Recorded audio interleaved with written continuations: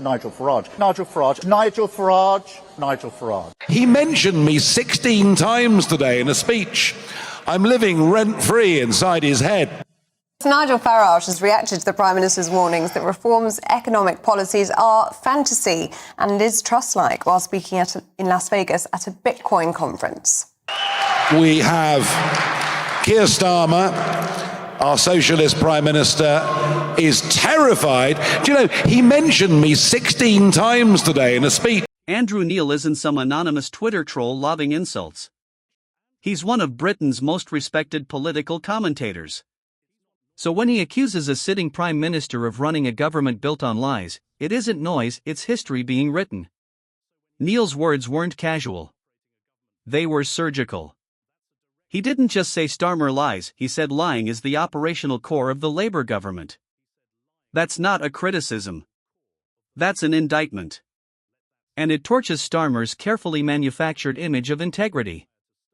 Think about that. In 55 years of journalism, Neil has never said this about any government. Not Thatcher's war cabinet. Not Blair's spin machine. Not even Johnson's chaos. Only Starmer. That's the scale of rot we're dealing with. This isn't a leader who occasionally bends the truth. This is a Prime Minister who treats truth as optional and assumes the public is too stupid to notice. But how far did Neil go to expose him? Let's find out. Speech where he mentioned Nigel's name 16 times. Here's a taster of what he said. Now in government, we're once again fighting the same fantasy. This time from Farage. The same bet in the same casino. That you can spend tens of billions of pounds on tax cuts without a proper way of paying for it. Using your family finances, your mortgages, your bills as the gamble. Labour's latest social media blast bragged that net migration had dropped by nearly 50%. Big bold poster. Official branding. The works. But here's the truth, Labour had nothing to do with it. That drop was the direct result of Conservative Home Secretary James Cleverly's rule changes, policies rolled out long before Starmer's team even touched the file. Labour didn't drive the car. They just jumped in front of it for the photo op. This isn't spin. This is political identity theft. Imagine taking credit for another party's policy, stamping your logo on it, and selling it to the country as your own achievement. That's not just dishonest. It's insulting. It treats every voter like they can't remember what happened 6 months ago. And Andrew Neil just ripped the mask off. The danger here isn't just one lie, it's the pattern. If Labour is brazen enough to fabricate a victory this easy to fact-check, what else are they fabricating? Immigration isn't just numbers on a chart. It's people's lives. To twist that into a political stunt? That's not leadership. That's sociopathy in slow motion. And yet this is the man who claims he's restoring truth and trust to politics. Irony isn't dead, it just works for Keir Starmer, and lying, for Labour, that's not a glitch. It's the system. Take a look. Opportunity. In the last two general elections, you asked people to elect Jeremy Corbyn as their Prime Minister. You said, I do think Jeremy Corbyn would make a great Prime Minister. Jeremy Corbyn, did you mean that? I was certain that we would lose the 2019 election. That wasn't we were not my ready. question. I was certain that we would. I was certain that we would lose it. I did campaign for Labour. Of course I did. I will openly say I campaigned for Labour. I wanted good colleagues to be returned into the Labour Party. When you said it. And I wanted a party that was capable of being changed so we could face the future again. Did you not mean it when you said it? I was certain that we would lose. And I think many other people were certain that we would lose. So you didn't mean it? I was certain that we would lose. So you said it because you didn't think he would be Prime Minister anyway? Of course I campaigned for the Labour Party at the last election and the election before that, the one before that. I've always campaigned for the Labour Party, and I'm glad I did because I wanted good colleagues to be returned to have their seats so that we could fight for the future of... ...horrible level. He goes on to say, in this Starmer government, lying has not become a feature to which it increasingly resorts. It is the modus operandi of the government. He talks about the latest net migration figures showing a 50% reduction compared with 2023. The Home Office tweeted out a poster which said net migration has been cut by nearly 50%, describing it as the largest ever drop in net migration for any 12-month period. He says, Andrew Neil says, the implication was clear. The implication was it was thanks to Labour government policy, but it wasn't. Of course it wasn't. It was down to Tory actually policy. James Cleverly. That's right, a Conservative policy because of his rule, the rules that he introduced. And of course, he is basically, and really this is worth reading because it is eviscerating, to put it mildly.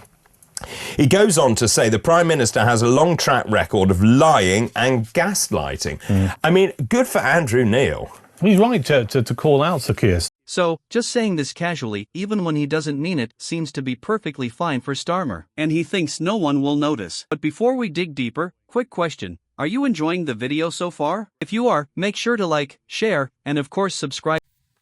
Chris Hope, Chris. Chris Hope, GB News. Prime Minister Nigel Farage has 5 MPs. You've got 403. Are you panicking because Reform is so far ahead in the polls, it seems? Is he living rent-free in your brain? You went to a state school. Your dad worked in a factory. Your mum worked in the NHS. So why has a public school-educated former city trader got more in common with the Red Wall than you have? Well, I've set out my divide. I think the single most important thing is to make sure we stabilise our economy. This is Starmer's greatest betrayal. Remember those pledges under Jeremy Corbyn? The ones he swore would carry over into Labour's new manifesto? They weren't just policy points. They were pledges, a word that implies permanence, principle, honor. And yet, less than a year later, gone. Scrapped. Deleted, like browser history after a scandal. What does that tell us? It tells us Starmer never intended to keep them. He rode Corbyn's movement into the leadership, milked the grassroots support, and then sold them out like used furniture once he got the keys to the kingdom. That's not a pivot. That's not political reality. That is fraudulent entry into public office. Keir Starmer didn't win the Labour leadership. He hijacked it. I haven't spoken to Jeremy Corbyn for 2.5 years now. So, is he a friend? Was he a friend? No, I mean, as I say, I haven't spoken to him for 2.5 years. In 2020, he was a friend. So He's a colleague, he's a friend, and he's led us through some really difficult times in the Labour Party. I asked for those that have been most hurt by what had happened in relation to anti-Semitism simply to give me the space to show what I could do. I didn't think I could ask them for their support. I said, give me the space to show that I mean what I say. I meant what I said.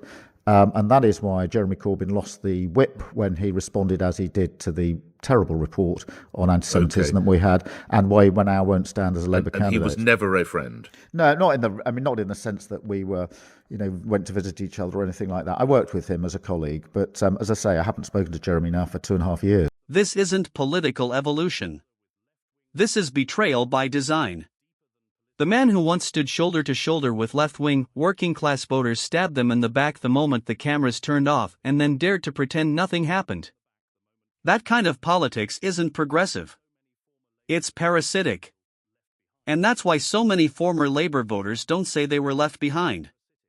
They say they were sold out. Starmer doesn't just abandon principles. He commodifies them, exploits them, and then dumps them at the nearest policy landfill the moment they stop being profitable.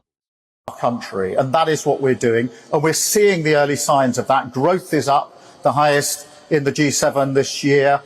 Interest rates have come down 4 times, so we're beginning to show what happens when you stabilise the economy. And I want to protect working people from Nigel Farage, because I want to protect them from what he will do, which is exactly the same as Liz Truss, which will have a direct impact on their lives. And in relation to the second part of your question, I don't need lectures from Nigel Farage on what it means to be working people. I know what it means to work 10 hours a day in a factory 5 days a week.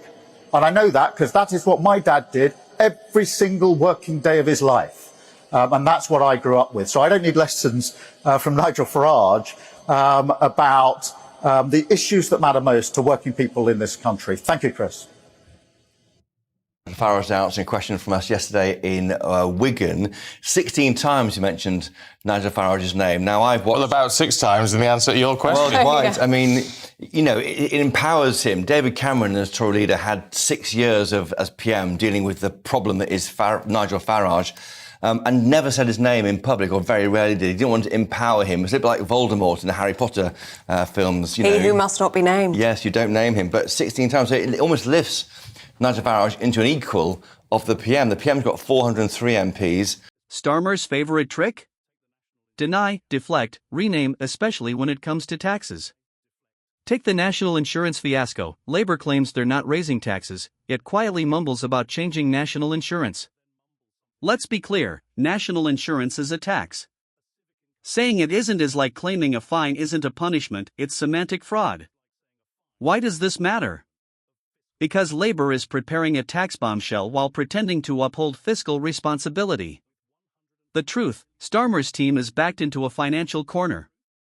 With £105 billion a year in interest and ballooning spending promises, they can't fund their wish list without draining the middle class. This isn't projection, it's math. It's not rich versus poor, it's starving the productive to prop up a broken system.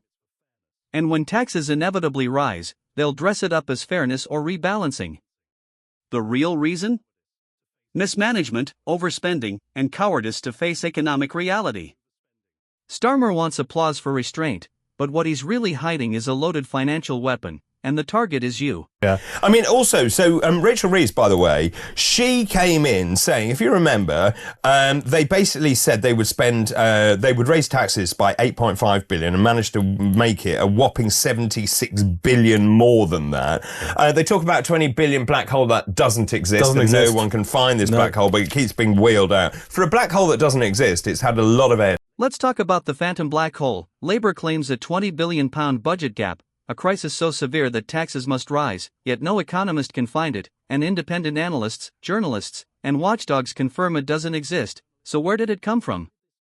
Simple, they made it up, not to solve a problem, but to manufacture a justification and lay the groundwork for breaking future promises, inflating the tax target from £8.5 billion to £76 billion while still pretending to help the working class, a deception by design because they know slogans travel faster than spreadsheets, yet the consequences are deadly. As Labour sells fear to buy permission for betrayal, like telling people there's a fire in their house just so they can sell a fire extinguisher at triple the price, and at the centre of it all stands Starmer, grinning, hand on hose, while the house burns behind him.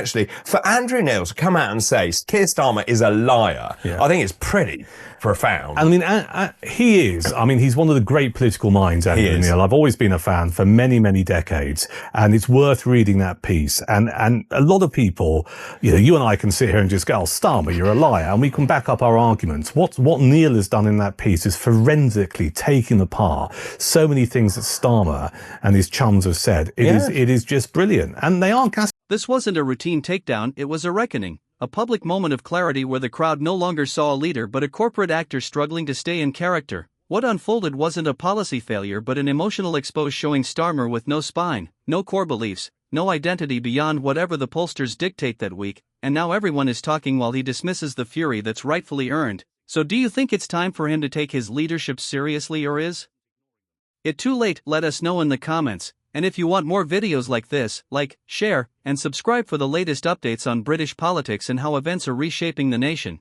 because the story isn't waiting and neither should you.